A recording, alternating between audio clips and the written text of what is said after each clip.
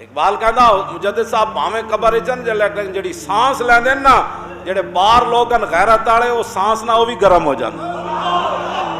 اس کے نفس گرم سے ہے گرمی احرار، وہ ہند میں سرمایہ ملت کا نگہباں، اللہ نے بر وقت کیا جس کو خبردار۔ میں انہاں نال گل کرن لگا جے اللہ انہاں نوں ہدایت دے، مجدد صاحب نے کی لکھیا، میں وہ صفحہ کٹ کے پھر میں ویسے وضاحت کر دینا۔ 663 صفحہ مجدد صاحب نے کی لکھیا، آپ نے فرمایا کہ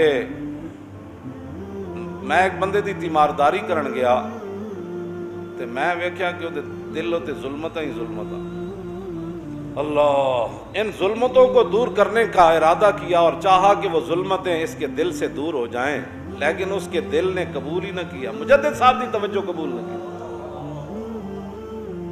مجدد صاحب فرماندے نے میں اپنی روحانی توجہ کی تھی کہ یہ دل تے اتنا کالا سیاہ ہویا ہوا دل تے میں ان سیاہی تے دور کر دے میں دنیا تو ہن جان لگا، تو کہنے اس کے دل نے مجدد صاحب کا توجہ قبول نہ کی۔ آپ نے فرمایا کہ میں جدو زور لایا نا تو اس بندے دا ظلمت انہیں قبول ہی نہ کی تھی، توجہ ہی قبول نہ کی تھی۔ پھر فرماندے نے پھر میں ادھر گل کی، میں کہا یا اللہ یہ مسلمان ہے دنیا تو جا رہا تے اے میری توجہ ہی دا دل۔ فرمایا مجدد اے شیخ احمد سرہندی، اس کے یہ دل کی جو ظلمتیں اور تاریکیاں ہیں نا یہ کفر کے ساتھ محبت کی وجہ سے۔ اے جناب مجدد صاحب نے لکھا، فرمایا میں توجہ کی تھی تو پھر آواز کی آئی، فرمایا بلکہ ان ظلمتوں سے اس کا پاک ہونا دوزخ کے عذاب پر موقوف ہے جو کفر کی جزا ہے۔